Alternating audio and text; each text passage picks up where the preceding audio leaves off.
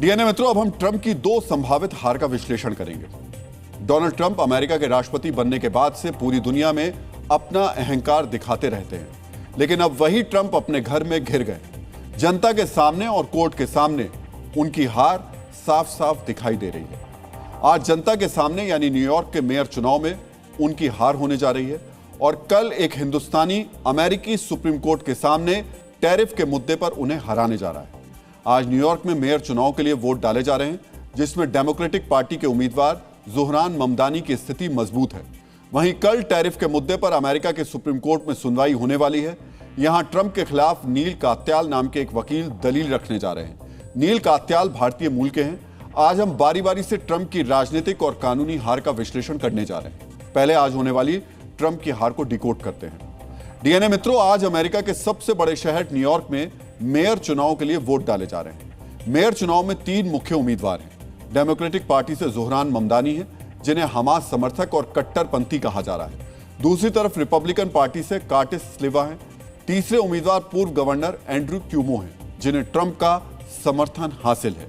यानी यहां ट्रंप अपनी पार्टी की जगह निर्दलीय उम्मीदवार का समर्थन कर रहे हैं। चुनाव से पूर्व सर्वे के मुताबिक ज़ोहरान ममदानी ट्रंप समर्थित एंड्रू क्यूमो से काफी आगे हैं।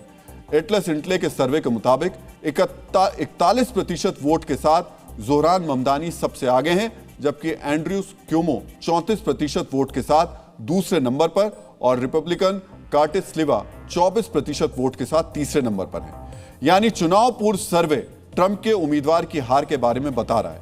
यही वजह है कि ट्रंप नतीजों से पहले बौखला गए हैं। ज़ोहरान ममदानी को पागल कम्युनिस्ट करार दे चुके हैं। ट्रंप ने अब नई धमकी दी है। ट्रंप ने कहा है कि अगर ममदानी जीत जाते हैं तो वो न्यूयॉर्क की फेडरल फंडिंग रोक देंगे, यानी न्यूयॉर्क के विकास के लिए संघीय सरकार से जो पैसा मिलता है वो नहीं मिलेगा। ट्रंप ने कहा कि राष्ट्रपति होने के नाते न्यूयॉर्क को बहुत ज्यादा पैसा भेजना मेरे लिए मुश्किल होगा, क्योंकि अगर न्यूयॉर्क एक कम्युनिस्ट के हाथ में चला गया तो वहां भेजा जाने वाला पैसा बेकार हो जाएगा। ट्रंप ने न्यूयॉर्क के मतदाताओं को चेतावनी भी दी कि अगर ममदानी मेयर बने तो न्यूयॉर्क आर्थिक और सामाजिक रूप से पूरी तरीके से बर्बाद हो जाएगा। न्यूयॉर्क में मेयर का चुनाव बेहद महत्वपूर्ण माना जाता है। यहां का मेयर होना सिर्फ एक शहर का प्रमुख बनना नहीं है, बल्कि यह अमेरिका के सबसे असरदार राजनीतिक पद पर बैठने जैसा है। मेयर तय करता है कि टैक्स का पैसा कहां खर्च होगा और कौन सी नीतियां लागू होंगी। यही वजह है कि इस चुनाव पर दुनिया भर की निगाहें लगी हुई हैं। न्यूयॉर्क सिटी को अमेरिका की आर्थिक राजधानी कहा जाता है। संयुक्त राष्ट्र का मुख्यालय भी न्यूयॉर्क में ही है। न्यूयॉर्क की सालाना जीडीपी करीब $2.4 ट्रिलियन है, यानी कि अकेले न्यूयॉर्क सिटी की जीडीपी कई बड़े देशों से ज्यादा है। साथ ही न्यूयॉर्क शहर का बजट $100 अरब से ज्यादा है। लेकिन नतीजों के बाद न्यूयॉर्क का मेयर ऐसा व्यक्ति बन जाएगा जो ट्रंप का घोर विरोधी है। ज़ोहरान ममदानी के साथ ट्रंप की भिड़ंत होने लगेगी। यही वजह है कि ट्रंप चुनाव से पहले न्यूयॉर्क के लोगों को धमकी देने में लग गए हैं। डीएनए मित्रों, ट्रंप की दूसरी हार टैरिफ को लेकर होने वाली है। ट्रंप ने दुनिया के अलग अलग देशों पर जिस तरह मनमाने ढंग से टैरिफ लगाया है, उसकी सुनवाई कल से अमेरिका के सुप्रीम कोर्ट में होने वाली है। 9 जजों की सुप्रीम कोर्ट की बेंच ट्रंप के मनमाने टैरिफ पर सुनवाई के बाद फैसला सुनाएगी। सुप्रीम कोर्ट में ट्रंप का सामना एक भारतवंशी से होने वाला है। ट्रंप के टैरिफ वाले फैसले का विरोध करने के लिए भारतीय मूल के वकील नील कात्याल एक बार फिर से अदालत में आएंगे। वो टैरिफ के खिलाफ याचिका दायर करने वालों के प्रमुख वकील हैं।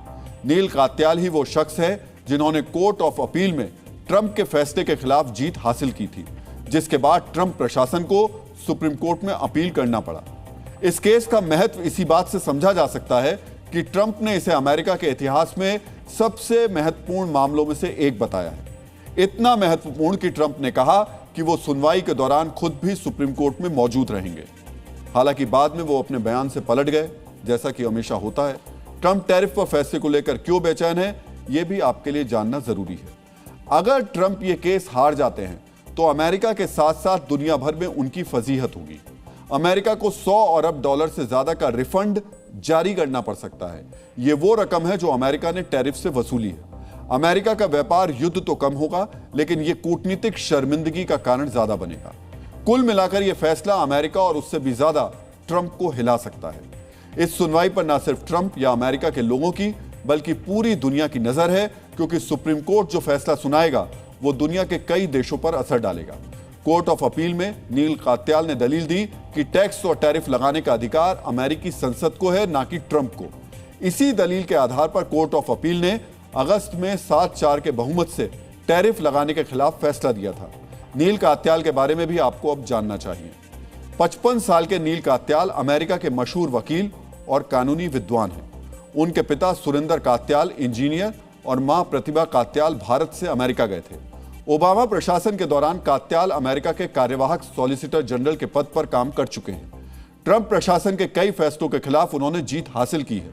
यही वजह है कि उन्हें ट्रंप विरोधी माना जाता है। खास बात यह कि टैरिफ को लेकर सुप्रीम कोर्ट में सुनवाई उस दिन हो रही है जब राष्ट्रपति चुनाव में ट्रंप की जीत का 1 साल पूरा होने जा रहा है। पिछले साल 5 नवंबर के दिन ही अमेरिका में राष्ट्रपति चुनाव के लिए वोट डाले गए थे। उस समय अमेरिकी जनता ट्रंप के साथ खड़ी थी, लेकिन अपने अहंकार और ऊटपटांग फैसलों से 1 साल में ही ट्रंप लोकप्रियता के मामले में काफी पिछड़ गए।